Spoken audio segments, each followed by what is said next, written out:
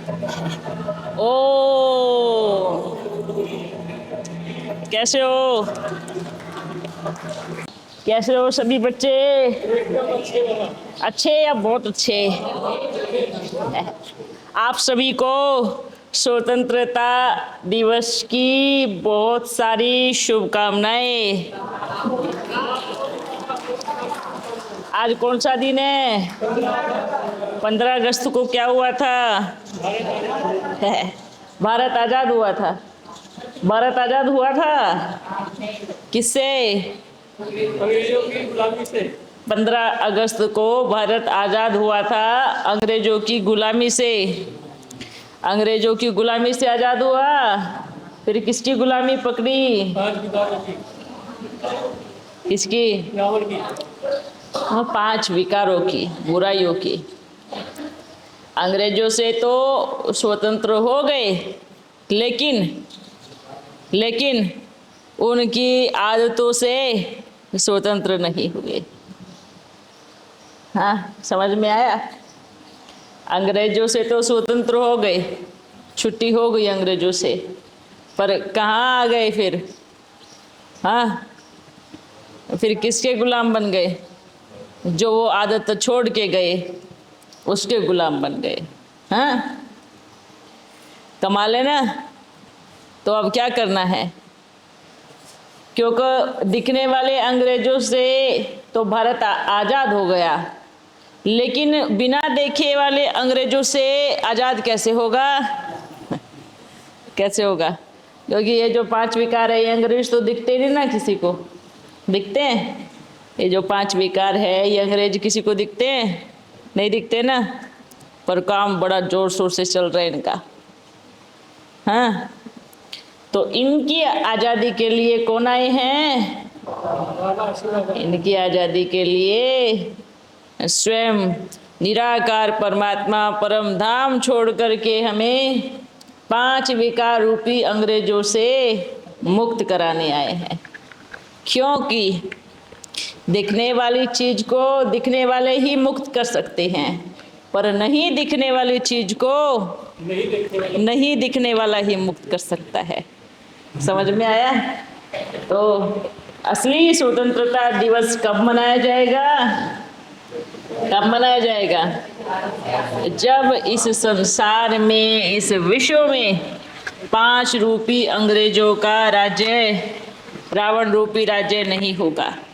अच्छा, ये जो 5 विकार है, ये भी तो बाहर से आया ना? ये क्या भारत में पैदा हुए? नहीं हुए। कहाँ से आए? कहाँ से आए? ये भी बाहर से आए हैं। ये भी राज्य अपना नहीं है। जैसे दिखाते हैं ना, पहले राज्य क्या करते थे कि किसी को अगर अपने रावण को अपने राज्य में लेके जाना होता तो भक्ति मार्ग में दिखाते हैं। रावण को लंका बनानी थी और जितने भी शिव भक्त थे सबको बेड़िया बांध बांध के अपनी लंका में ले जा करके उनसे काम कराते थे। तो रावण ने क्या किया?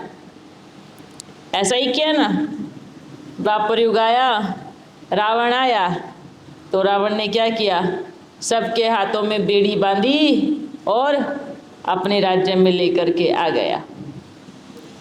और उन फिर गांव वालों को, उन शिव भक्तों को छुड़ाने के लिए कौन आता है? शिव परमात्मा साधारण वेश में उस लंका में आते हैं।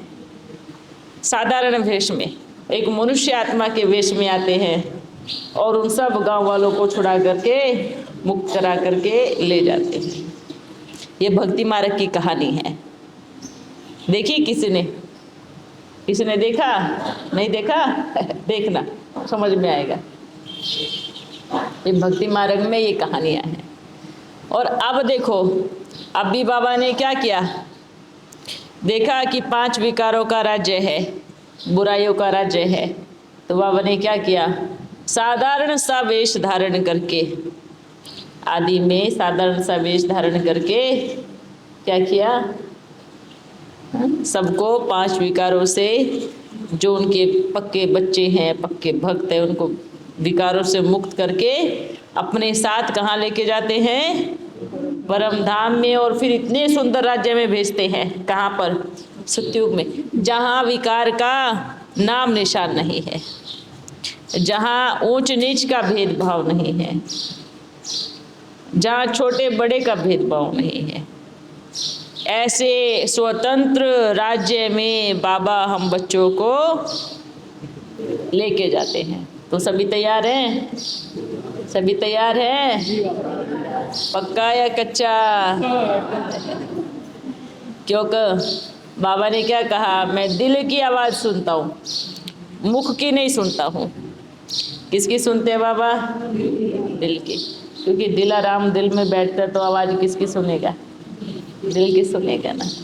तो दिल से बोल रहे हो ना कि बाबा हमें अपने स्वतंत्र राज्य में चलना है। और अपना स्वतंत्र राज्य कौन सा है? सतयुग है।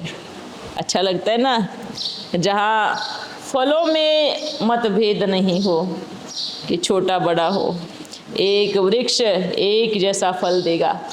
है ना वंडरफुल बात? ना छोटा ना, आप बर्फी भी बनाओगे तो भी छोटी बड़ी कर दोगे इतने परफेक्शन से भी बनाओगे कितना भी, फिर भी इतना छोटा मोटा हो जाएगा। लेकिन बाबा ने क्या कहा? वहाँ तो पेड़ भी 1 इंच ऊपर नीचे नहीं होता, वो भी फल एकदम बराबर देता है। तो क्या करना है? क्या करना है? बाबा आए हैं क्या करने के लिए? सबको रावण अंग्रेजों से छुड़ाने के लिए। अंग्रेज किसको बोलते हैं? अंग्रेज किसको बोलते हैं?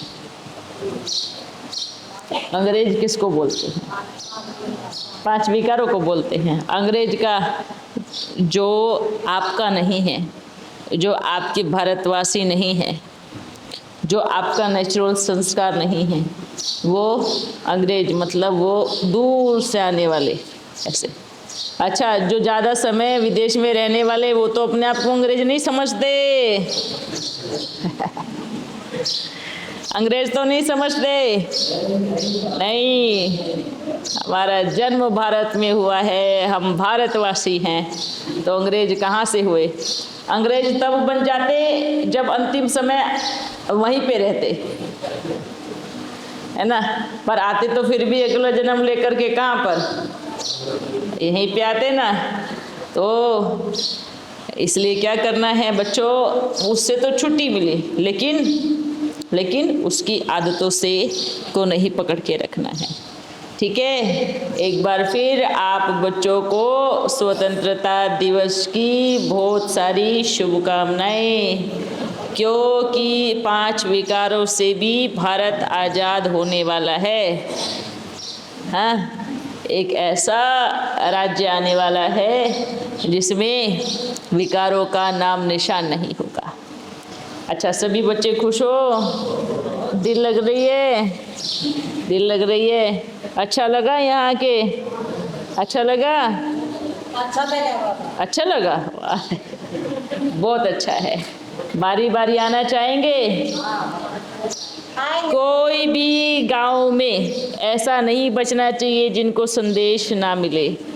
ये आप बच्चों की जिम्मेवारी है, क्योंकि बोलते हैं ना, जहाँ जहाँ महान आत्माओं का जन्म होता है, अगर वहाँ की एक आत्मा भी वंचित रह जाए तो वो उल्हाना किस पे जाता है? आप पे जाएगा। तो क्या उल्हाना लेंगी? लेंगी? नहीं लेंगी ना, बिल्कुल उल्हाना नहीं लेना है। दिल सीना ऐसे करके बोलना है, देखो हमने आपको परिचय दिया था पर आपने नहीं सुना, ये आपकी गलती है, हमने कोई चूक नहीं की। ठीक है, कोई भी एक ऐसा बचना नहीं चाहिए जिसको बाप का संदेश ना मिले। ठीक है, पक्का? हाँ, कितने मास में कवर करेंगे? शुरू कर देंगे। वेरी गुड, भाई ताली बजाओ इन बच्चों के नाम। इसलिए बाबा बोलते हैं गांव वाली भोली भोली माताओं पे बाबा फिदा क्यों होता है, क्योंकि उनके दिमाग में कुछ चला कि नहीं, कुछ नहीं है। हाँ, बाबा ने बोला सबको संदेश देना है, तो भले ज्ञान सुनाना आवे भी नहीं आवे, पर फिर भी क्या करेंगी संदेश दे के आ जाएंगी। तो इसमें मदद कौन करता है? बाबा करता है ना। तो ये नहीं सोचना है हमें क्या सुनाना आता है नहीं आता, जो आपके मन में फील हो, जो आपका दिल कहे वही मुख से निकले बस। इसलिए बोलते हैं ना, जो दिल से निकले तो दिल पे जाके लगे, जो मुख से निकले तो मुख तक ही रह जाए। जिनको बाबा से प्यार है, रिस्पेक्ट है, उनकी आवाज़ कहाँ से निकलेगी? दिल से। तो जैसे दिल से आवाज़ निकलेगी तो सामने वाला भी दिल से सुनेगा ना। तो सिर्फ ये सोचना है, ये नहीं सोचना है कि किसी ने हमें मना किया, हम नहीं सुनते आपका ज्ञान तो हम उदास हो जाएं, बाबा उसने मना किया। नहीं, हमारा कर्म क्या है, हमारा फर्ज क्या है? जब संदेश देना, कल को वो आपके पास तो नहीं आएंगे, अरे आप तो मिलने गए थे, आपको तो पता था, आपने क्यों ऐसा नहीं किया। हाँ ठीक है, जा करके शुरू करो, फिर उधर बाबा मिलन भी रखना। हाँ अच्छा, और बच्चे बताओ, और सब कैसे हो? कैसे हो? ठीक हो? खुश हो? अच्छा, और सब ठीक हो? ठीक हो? तबीयत कैसी है? अच्छा, तो अभी क्या करेंगे? झंडा आरोहण करेंगे ना। सबको 8 बजे का टाइम दिया है। अच्छा चलो फिर और बात करते हैं। अच्छा, सब ठीक है? कुछ प्रॉब्लम नहीं होगा? कुछ दिल में बात, किसी का कुछ सवाल? पूछो पूछो पूछो पूछो पूछो। बाबा आप तो कहते हैं कि राज बाद में सुनाएंगे, तो फिर क्या बचेगा? उसके अलावा कुछ और पूछ लो। उसके अलावा कुछ और पूछ लो। राजी जानना है। हाँ, और आप बच्चों को कुछ पूछ रहे हैं?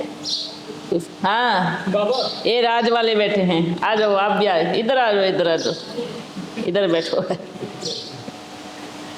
अच्छा हाँ पूछो। बाबा, तीनों लोगों का ज्ञान मिला है। हाँ। लेकिन इस शरीर के अंदर भी कहते हैं कि 3 लोग हैं। हाँ तो कैसे, मतलब है या नहीं है अंदर शरीर के अंदर? अच्छा, 3 लोग शरीर के अंदर, ये भक्ति मार्ग में बोलते हैं कि सब कुछ क्या है, इस शरीर के अंदर अवस्था होती है, लोक नहीं होते। जैसे 3 लोक होते हैं ना, इस शरीर के अंदर 3 अवस्थाएं होती है। सबसे पहली अवस्था क्या होती है, इसको आप क्या कहोगे? अगर आपकी स्थिति और स्टेज यहाँ पे है, हाईएस्ट स्टेज जिसको बोलते हैं, वो परम धाम की स्टेज होती है। ठीक है, तो ये होती है परम धाम की स्टेज। जब आप अपने आप को सिर्फ आत्मा रूप में देखें और समझे, है ना, क्या समझे? बस मैं कौन हूँ?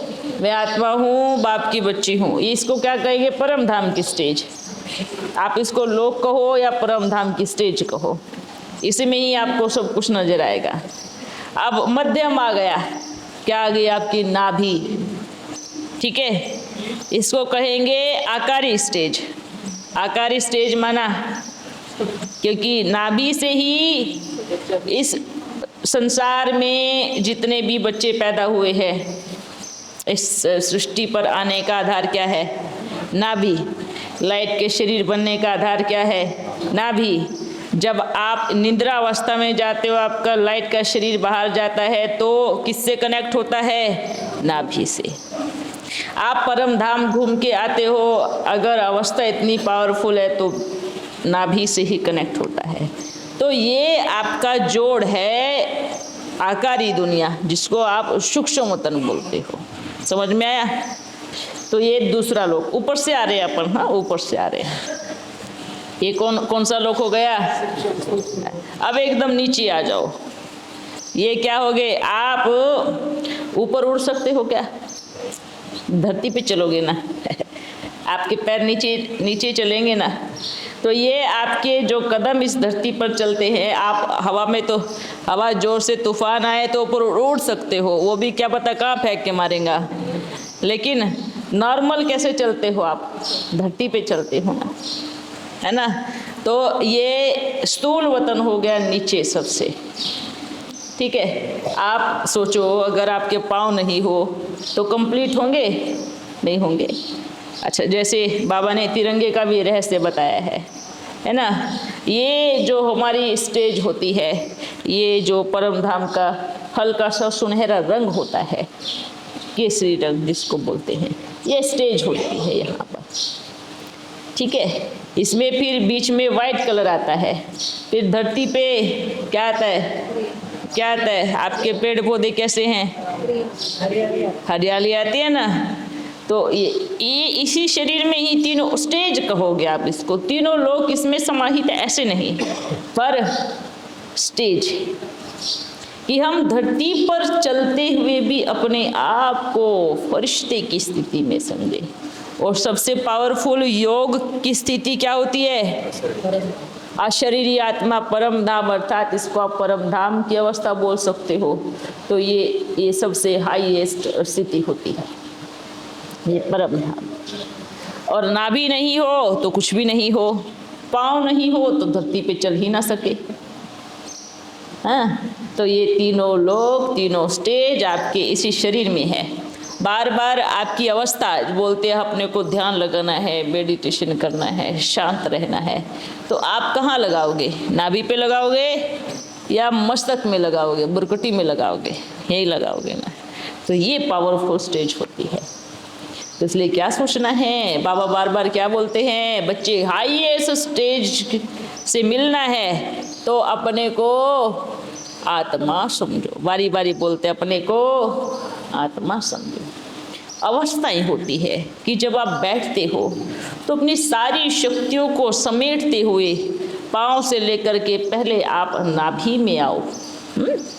आप यहाँ पे आपकी शक्तियाँ ऊपर की तरफ जा रही है, आपकी मन की स्टेज आपको ऊपर चढ़ना है, और चढ़ना है सूक्ष्म वतन से होते हुए।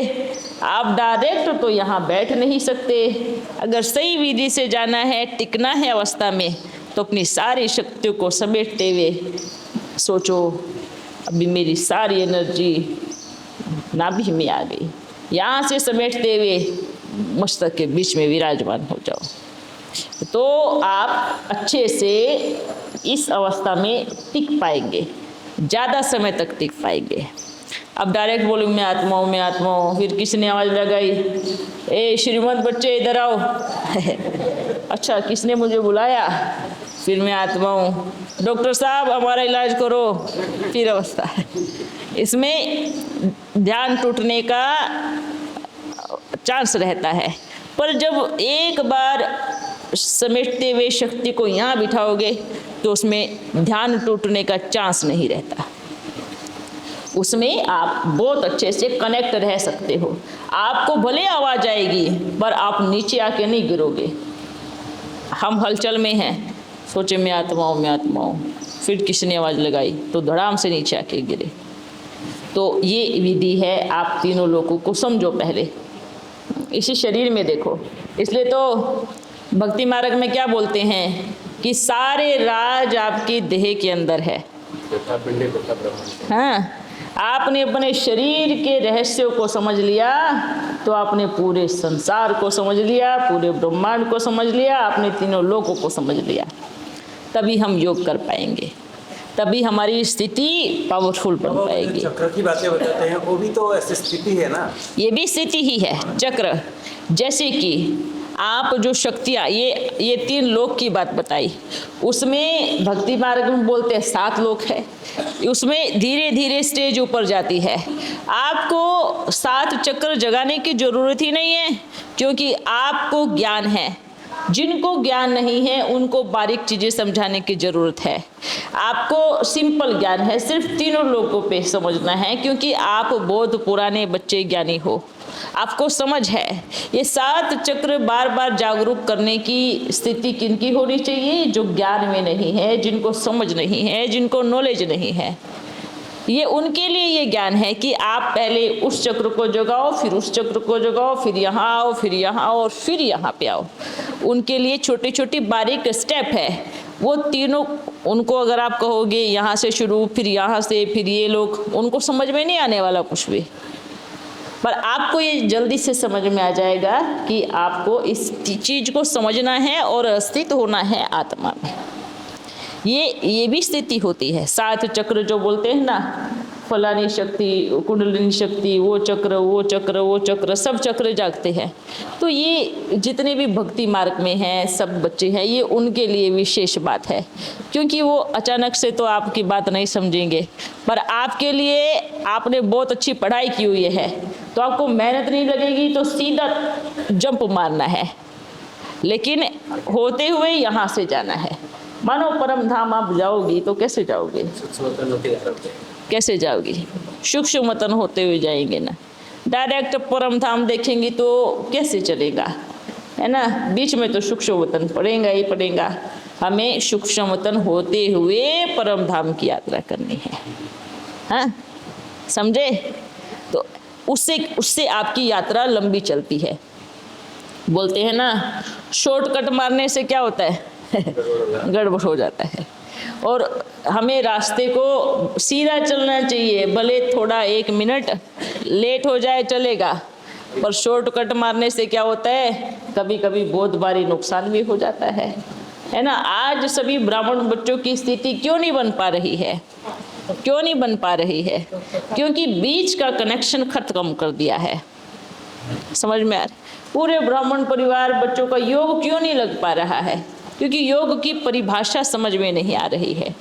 क्योंकि सूक्ष्म वतन में, अच्छा, या तो सिर्फ सूक्ष्म वतन में चिपक जाते हैं, या तो फिर परमधाम में चिपक जाते हैं। तो अवस्था कैसे बनेगी? जब तक आप तीनों को जोड़ोगे नहीं तो स्थिति बनेगी कैसे? जब तक आप अपने शरीर के अंग सिस्टम को नहीं समझोगे तो स्थिति बनेगी कैसे? बाबा ने इतनी वाणी चलाई, बच्चे प्रकृति जीत बनना है, माया जीत बनना है, पर आज तक किसी को समझ में ही नहीं आया कि प्रकृति जीत किसको बोलते हैं और माया जीत किसको बोलते हैं।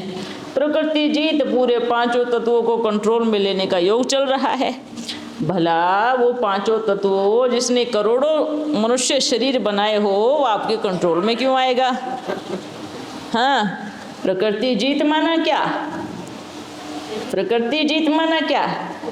इस 5 तत्वों के बने हुए देह को अपने कंट्रोल में रखना, उसको बोलते हैं प्रकृति जीत बनना, है ना?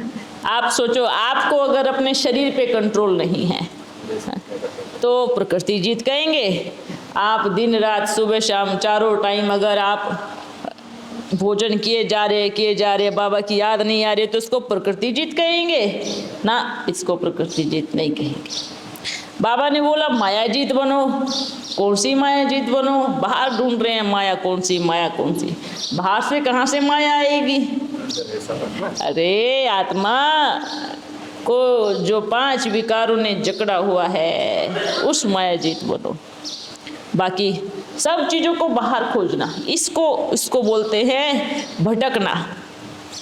इसको क्या बोलते हैं? भटकना। कि आप बाहर खोज रहे हो ना। किसी ने कुछ बोल दिया तो अच्छा माया आई थी, मतलब आप उसके गुस्से को माया का रूप दे रहे हो। आप भड़क गए, आपका पारा हाई होगा, वो माया नहीं है।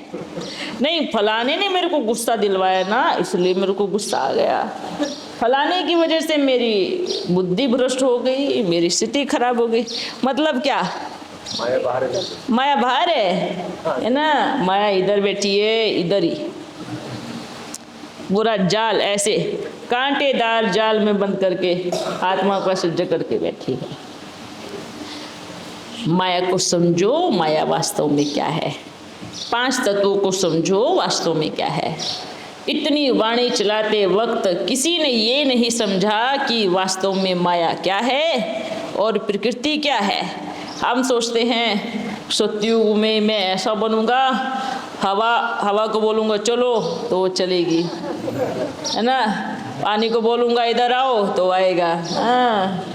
धरती को बोलूँगा हिलो तो वो हिलेगी। जब भी बोलूँगा बरसात हो जाओ तो आकाश मेरा ऑर्डर मानेगा, मैं प्रकृति जीत हूँ। ये कौन सा प्रकृति जीत है? इसको कहेंगे बुद्धू की निशानी कि जिसको यही नहीं पता कि प्रकृति जीत किसको कहते हैं।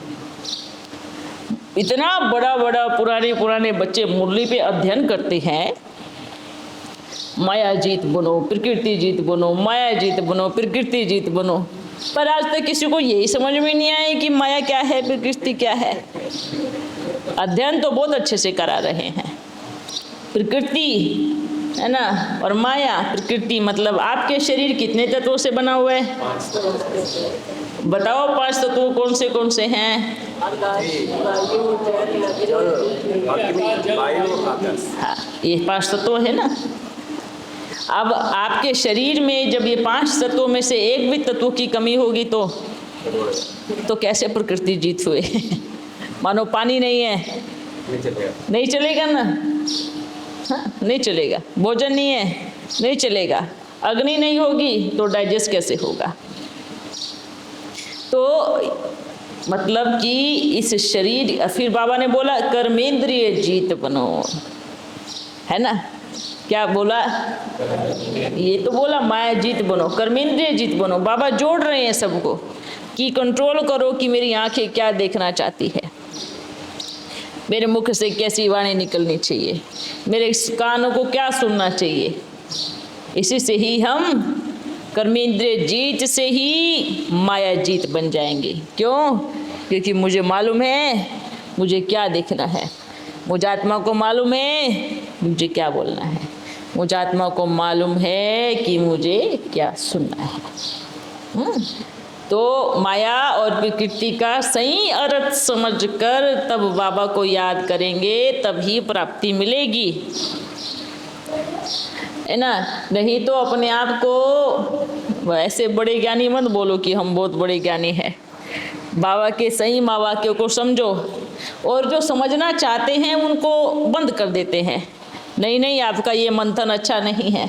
अरे अगर उसने 10 बातें मंथन की है, किसी ने भी अगर 10 बातें किसी ने मंथन की है, 10 में से एक तो सही होगा। क्या बोलते हो? अगर किसी का विचार सागर मंथन चला है 10 बातों में से, कहाँ ना कहाँ उन 10 बातों में से एक बात तो सही होगी। तो इसलिए बाबा बार बार बोलते हैं, बच्चे अपने आप को देखो, सिर्फ अपने आप को देखो, दूसरों को मत देखो। फलाने ने ऐसा किया तो मैंने ऐसा किया, उसने ऐसा किया तो मैंने ऐसा किया। ऐसा नहीं करो, चाहे वो वैसा करे चाहे ऐसा करे, मुझे कैसा करना है, मुझे कैसा बनना है। ठीक है, ये राज है। बाबा ने कहा था, ये नाभि की बात आई तो बताता था बाबा। ये बाबा ने कहा था जैसे रावण की जान नाभि में है, ये मुझे मालूम है। सारा खेल नाभि का है। रावण के सामने राम आया तो रावण मर गया। हाँ। सारा खेल नाभि का है। आप बच्चे अपना सोमान याद करो, इस शरीर की पैदाइश नाभि है। आपके लाइट के शरीर को जीवित रखने का, पावरफुल बनाने का राज भी नाभि है। इसलिए विष्णु की नाभि से ब्रह्मा निकला और ब्रह्मा की नाभि से विष्णु निकला। मैं आत्मा हूँ, इस पाठ को नहीं भूलना। जोड़ना है, जोड़ो, जोड़ को ढूंढो, जोड़ को ढूंढो। नाभि का रहस्य समझ में आते ही रावण खत्म है। आत्मा को पावरफुल बनाओ। हाँ, इसका राज थोड़ा समझा। अभी तो ये तो बता रहे हैं कब से ये तो बता रहे हैं कि नाभि का रहस्य खत्म जैसे समझा। आप ये चीज़ याद रखना, जब आपकी सारी शक्तियाँ आप बैठते हो, मानो आपने अभी टारगेट लिया है कि मुझे 1 घंटा बैठना है, जब आप अपनी सारी शक्तियों को समेटते हुए नाभि में आओगे, जब आपकी ऊर्जा शक्ति नाभि से ऊपर आती जाएगी, तो आपके ऊपर कोई भी विकार हैवी नहीं होगा। आप हर चीज़ पे विजय प्राप्त कर सकते हो। क्योंकि बच्चे धरती पे ही चलते हैं, नाभि में आने की तो दूर की बात। जब नीचे की तरफ रहेंगे तो सारा ध्यान कहाँ रहेगा? नीचे की कर्मेंद्रियों पे रहेगा ना। जब नीचे की कर्मेंद्रियों पे रहेगा तो विकार आएगा ही आएगा। इसलिए क्या करना है, क्या करना है? ऊपर लेके आओ। माना नाभि का रहस्य जिसने जान लिया, जिसने इस पड़ाव को पार कर लिया, उसने माया का गला काट दिया। हाँ, जिसने नाभि का पड़ाव पार कर लिया। नहीं तो बोलते राम ने इतनी मेहनत की, इतना युद्ध किया, पता ही नहीं चला कि रावण मरेगा कहाँ से। अब इतना शक्तिशाली रावण है तो उसकी कमजोरी ना हो, ऐसा हो ही नहीं सकता, है ना। नाभि का रहस्य माना आपके पूरे शरीर को बनाने का आधार भी यही है। है क्या? बच्चा पैदा होता है तो कहाँ से लटकता है? जा करके नाभि से लटकता है ना। वहाँ की सारी सत्य। खाना कहाँ से खाता है? नाभि से। मुंह से थोड़ी खाएगा। उसको पालन पोषण, अनाज पानी दाना कहाँ से मिल रहा है? नाभि से मिल रहा है। मतलब आपके इस देह को बनाने वाला भी नाभि है। अब जब बच्चा जैसे बाहर आया तो आप कैसे कनेक्शन, अगर उसको अलग होना है तो आप क्या काटोगे? नाभि काटोगे ना। है? एक नाभि है जिस पे एक फल लगता है और वो मनुष्य आत्मा है। तो ये नाभि का रहस्य है। और इसको भूल जाते हैं, और उसको भूलने से ही क्या होता है? इसको भूलने से ही माया आती है। हम सोचते हैं नहीं, बाबा ने थोड़ी नाभि का रहस्य बताया, बाबा ने बोला आत्मा समझो। अरे आत्मा तो समझो, आप शरीर भी तो हो ना। आप शरीर में रह के तो अपने आप को आत्मा समझोगे। शरीर छोड़ दिया तो आत्मा समझने की जरूरत क्या है? वो तो आप हो ही आत्मा। वो तो पहले से ही आत्मा, और शरीर छूटा, आत्मा बन गई। तो इस राज को समझो। बाबा ने पहले भी बताया, इस उंगली को देखो कितने भाग है? कितने भाग है ना? है ना? अगर ऊपर वाला भाग कटे तो उंगली पूरी कहेंगे? कहेंगे? खंडित कहेंगे ना। मूर्ति खंडित हो गई। ऐसा ही ना। ये है आपका परम धाम, स्टेज मस्तक, ये मध्य है आपकी नाभि, और ये आपके पाँव है नीचे। तो आपका शरीर भी ऐसे बना हुआ है। देखो आपके शरीर के एक एक अंग को भी देखो आप। हाँ, तो आपको तीनों लोगों को देखना है तो देखो, ये मैं आत्मा, ये नाभि, लाइट का शरीर, ये स्थूल दुनिया, सब मिलता है। तो आपको बस नाभि मतलब कि अपनी सारी ऊर्जा को समेटते हुए अगर आप इस अभ्यास को 1 घंटा भी करेंगे तो भी आपको इसमें कम से कम 4 से 5 दिन की पावर एक साथ इकट्ठी मिलेगी। आप इतने पावरफुल रहेंगे, आपकी बैटरी बहुत फुल तरीके से चार्ज होगी। जैसे आजकल की दुनिया में आपका टेलीफोन है ना, अगर हाई फाई टेलीफोन होगा तो उसका चार्जर भी कैसे होगा? हाई फाई होगा। 1 घंटा लगाओ फुल चार्ज हो जाएगा, पर बैटरी भी तो इतनी जल्दी जाएगी, जाती है ना। अब कहने का भाव अर्थ है कि अगर आपकी एकदम अवस्था आपकी 1 घंटे की 1.5 घंटे की ऐसी पावरफुल अवस्था आपकी रहेगी तो आपके ये बैटरी कितने दिन चलेगी। और आप वंडरफुल बात है कि इस अभ्यास से आपको ऐसी शक्तियाँ मिलती है कि आप दुनिया में चाहे कितना भी बड़ा तप क्यों ना कर लो, कुछ भी क्यों ना कर लो, वो शक्तियाँ आपको नहीं मिलेंगी। ये अभ्यास बहुत बहुत बहुत पावरफुल है। करके देखो आपको कितना मज़ा आता है, कितना अच्छा लगता है, आपके अंदर कितनी शक्तियाँ आती है और कितना आपका मंथन चलता है और कितनी ज्ञान की हर बात में टिप टिप होती है बुद्धि में। ऐसे एक बूंद आएगी ज्ञान की, बड़ा अच्छा लगेगा, मज़ा आएगा, फिर एक बूंद गिरेगी, फिर एक बूंद। इससे प्राप्ति तो इतनी है कि आप संभाल ही नहीं पाएंगे। ऐसी अवस्था से प्राप्ति तो इतनी है कि आपको संभालना भारी हो जाएगा।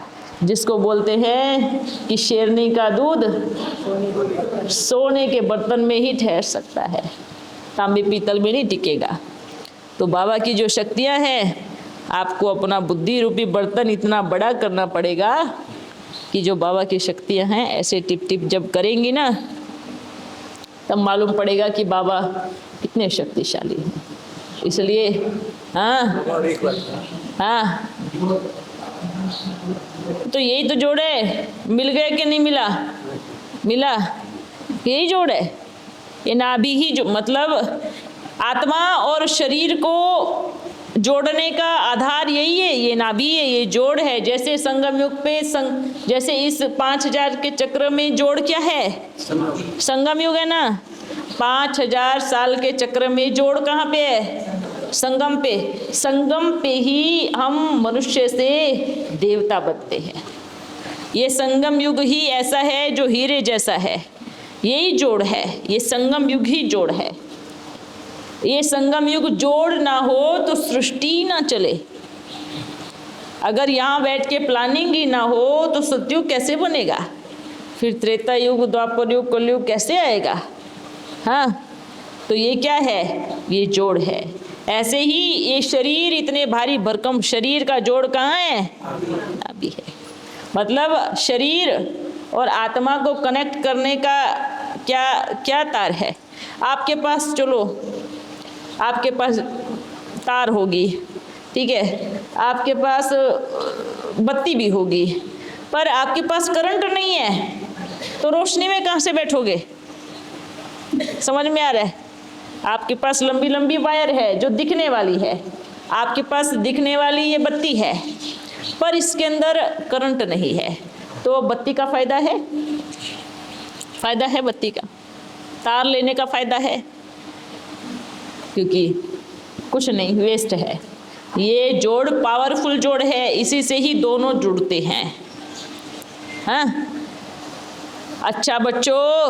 एक लास्ट, हाँ, एक डॉक्टर बहन है, वो पहले थी, फिर बाबा के पास आई, आपसे भी मिले भी।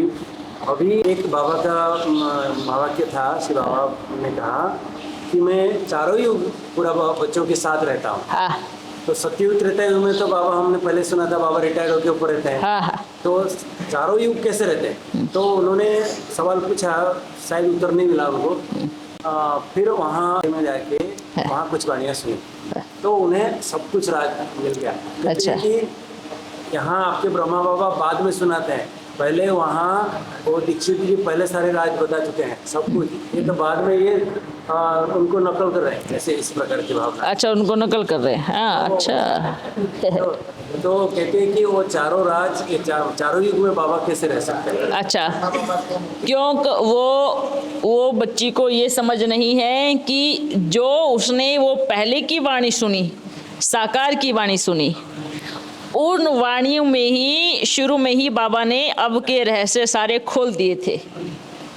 इसलिए उसको क्या लग रहा है कि यहाँ पहले उसने बताया, फिर अरे उसको किसने बताया? मुरली पड़ गई तो सुन रहा है। सब निकली हुई वाणी, उसका कोई अपना मंथन नहीं है, उसको कुछ पता भी नहीं था। वो आया और उन वाणियों में इतने सारे रहस्य, शंकर के रहस्य शुरू में नहीं खोले, बहुत रहस्य खोले, बहुत रहस्य खोले। ये सारी वाणी उठा के लेके चला गया। ये साकार की सारी वाणियों के आधार पर वो वाणी चला रहा है। अब मानो हम तो अभी इधर आए हैं, वो बोलते आपके ब्रह्मा बाबा, उनको बोलो बच्ची पहले आप उसके पास खजाना किसका रखा है वो तो देख लो, वो तिजोरी की जो लेके गया है वो सारा वाणी। हाँ, भले कोई वाणी की कॉपी कर सकता है, बनाने वाली फैक्ट्री तो नहीं लेके जा सकता, माल तो लेके गया है है ना, फैक्ट्री तो यहाँ पे है। मैंने उनको बताया कि अगर बाबा स्वयं उनके अंदर हैं और वो हैं, तो मुरली क्यों पढ़ रहे हैं? क्यों पढ़ रहे हैं? कुछ सुनाई, सही बात है, पढ़ के सुनाएंगे। हाँ? क्यों पढ़ रहे हो? तो उनको समझाओ, कोई बात नहीं, आपको समझ है, क्योंकि आपको लगता है कि उसने वो ये जो वाणी है उसने वो पहले सुना दी, क्योंकि आपको यही नहीं पता है कि साकार में वो सारी वाणी उसके पास चुकी। अच्छा, वंडरफुल बात तो ये है कि उसको ये सब चीज़ें मालूम है, उसको ये सब चीज़ें पता है, पर वो सबको वो चीज़ें सुनाएगा, और भी उसके पास बहुत सारी चीज़ें हैं, सारा खजाना है। आप सोचो, राइटर की पुस्तक लेके गया है पर कलम तो नहीं लेके गया, राइटर को तो नहीं लेके गया, वो तो आपके बीच में बैठा है। लेकिन वो कहते हैं 2029 में कृष्ण का जन्म होगा और वो दीक्षित खुद कृष्ण का बाप बनेगा। अच्छा, वो बचेगा भी या नहीं बचेगा उस समय तक मैं बोला हैं? एक 90 साल हो जाएगा उसको, उस समय 90 साल भी ज्यादा। वही तो ना, वो उस समय तक रहेगा भी या नहीं रहेगा। मालूम क्या है बच्चे, उस समय साकार में सारे रहस्य खोले, बाबा ने आए मेजॉरिटी रहस्य खोल दिए, और फिर बाबा ने ये कहा कि ये पाठ अंतिम समय में बचेगा। अब उसने वो सारी मूल्य अच्छे से पढ़ी, ध्यान से पढ़ी, ठीक है। तो अब जो पढ़ते पढ़ते पढ़ते पढ़ते उसने क्या सोचा कि मैं वो शंकर हूँ। ठीक है, उसने क्या लगाया कि ये मैं हूँ। उसने, क्योंकि जितने ध्यान से उसने पढ़ी उतना ध्यान से किसी ने पढ़ी ही नहीं, इतना ध्यान से अपने ब्राह्मण बच्चों ने नहीं पढ़ी, इसलिए पीछे रह गए। क्योंकि उसने बहुत अच्छे से अध्ययन किया, बहुत अच्छे से ध्यान से पढ़ी वो सारी मूल्य। तो जैसे जितना भी उसमें घुसते गए तो उसने क्या बोला कि मैं, अच्छा उसने तो बहुत बार डेट दिया है, उसने तो ये भी कहा है कि इस शरीर का विनाश नहीं होगा, हम इस शरीर के साथ ही सतयुग में जाएंगे, क्योंकि हमारी जो काया है वो कंचन बन जाएंगी, और बर्फ़ के पहाड़ों में जाएंगे तो हम बर्फ़ से दब जाएंगे, तो शरीर खराब नहीं होगा, तो आत्मा शरीर छोड़ करके परम धाम में जा करके कंचन बन के फिर शरीर में आएगी, और फिर सब शरीर जवान होता जाएगा। ऐसा कौन सा नियम हुआ है? मतलब फिर से बाल फिर से काले आने लगेंगे, दाढ़ी मूंछ गायब हो जाएगी, फिर से यंग होने लगेंगे जब आत्मा परम धाम से आएंगी। ये कौन सा? वही बोलते ना कि रावण को अभिमान था कि मैं ऐसी सीढ़ी बनाऊंगा जो इस शरीर के साथ ही स्वर्ग में जाऊंगा। लेकिन वंडरफुल बात है, सत्वचन करने वाले भी वंडरफुल है ना ऐसा बुद्धू है? क्योंकि बुद्धू है, अब चमत्कारी चीज को देखने की लालसा रखी है।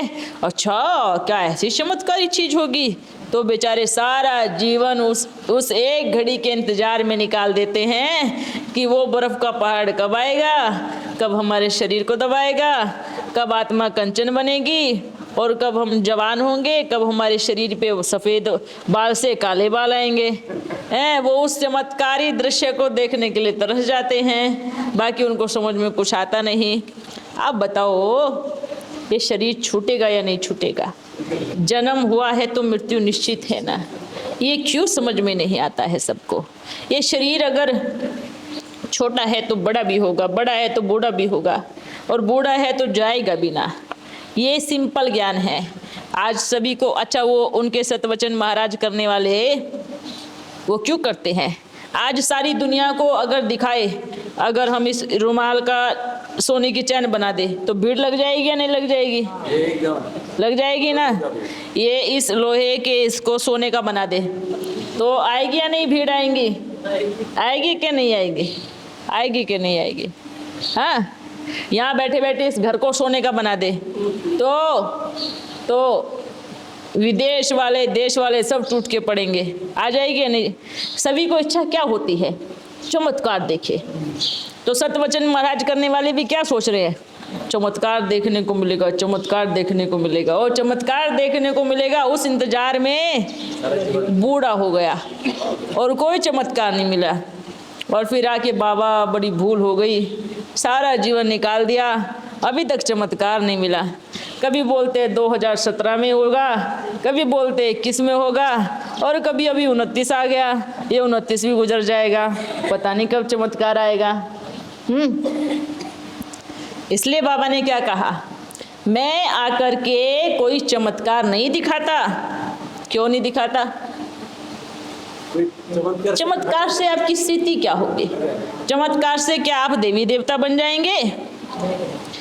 चमत्कार से क्या सतयुग में चले जाएंगे? क्या उसमें कल्याण है? और शिव माना चमत्कारी नहीं, कल्याणकारी। शिव माना कल्याणकारी, उनका नाम ही कल्याणकारी है, तो वो चमत्कार कैसे दिखाएगा? चमत्कार दिखाना माना अपने बच्चों को अंधेरे में डालना, उनको धोखा देना। और बाप तो कल्याणकारी है, क्या अपने बच्चों को धोखा देगा? क्या देगा? क्या? मानो आपके घर में बच्चा हुआ और आपने क्या कहा, मेरी बहुत बड़ी पहुंच है, आपको स्कूल जाने की ज़रूरत नहीं है, मैं तो आपको ऐसे ही नौकरी लगवा दूंगा, मैं आपको ऐसे सर्टिफिकेट दे दूंगा, उसके पास सर्टिफिकेट तो आ जाएगा, नौकरी तो आ जाएगी, पर अनुभव कहाँ से आएगा? किसी ने कोई सवाल पूछ लिया तो उसका जवाब कहाँ से आएगा? तो हमारा बाबा ऐसे नहीं करता कि हाँ मैं आपको सतयुग में भी भेज दूंगा, मैं आपको सब कुछ करके दूंगा, मैं आपको डिग्री भी दे दूंगा, आपको लक्ष्मी नारायण की पोशाक भी दे दूंगा। अरे लक्ष्मी नारायण की पोशाक पहन ली तो चलोगे कैसे? हाँ, उड़ोगे कैसे? पोशाक पहनने से क्या लक्ष्मी नारायण बन जाते हैं? नहीं। प्यारा बाबा पहले उस पोशाक को पहनने के काबिल बनाता है, पहले हमें ऐसा तैयार करता है, फिर वो पोशाक अर्थात वो पद देता है। इसलिए बाबा को बोलते हैं कल्याणकारी। इसलिए बोलते हैं ना कि जो शिव के पक्के भक्त होते हैं ना, उस पर कष्टी भी बहुत अच्छे से आती है। क्यों कष्टी आती है? क्यों? क्योंकि पढ़ते हैं ना तो जम के टीचर के डंडे खाने पड़ते हैं। जब तक टीचर के डंडे नहीं खाओगे तो बाप का नाम वाला कैसे करोगे? तो बाबा हम सब बच्चों को अनुभवी बनाते हैं। इसलिए क्या करना है, ये नहीं सोचना है कि ये क्या हो गया, ये कैसे हो गया, ये तो नहीं होना चाहिए था, मैं तो बाबा का बन गया हूँ फिर भी मेरी परीक्षा क्यों? अरे आपको वो कहाँ बना रहा है? चमत्कार तो आज है, कल खत्म हो जाएगा, ऐसा ही है ना। पर अनुभव सदा साथ रहेगा, आत्मा के साथ जाएगा। पढ़ाई आत्मा के, जो ईश्वरीय पढ़ाई है वो आत्मा के साथ जाएगी, वो कभी नीचे नहीं रहेगी, वो कभी जलेगी नहीं शरीर के साथ में, वो आत्मा के साथ में जाएगी। ठीक है? अच्छा, अभी झंडा लहराए, चलो चलो बच्चे शुरू करो। वंदे मातरम।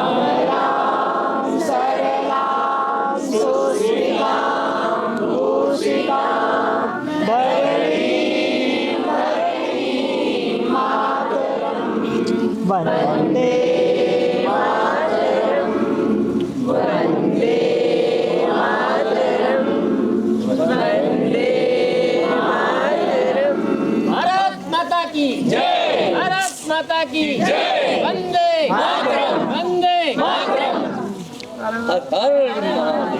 हर हर महादेव, घर घर महादेव।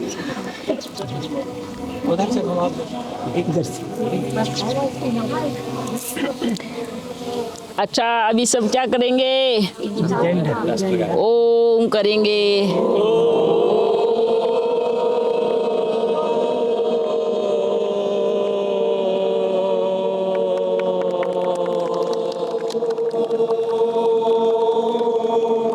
वाह।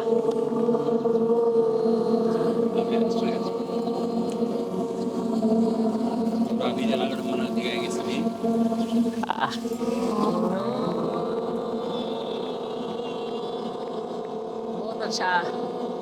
अभी जन गण मन करेंगे। हाँ,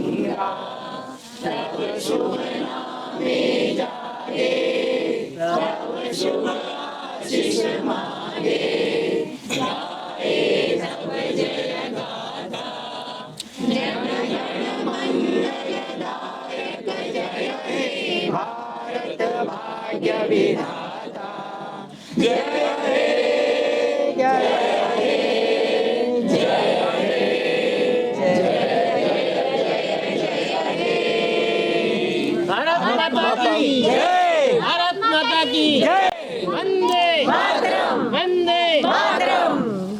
सभी दो। भारत माता को सलामी आम दे।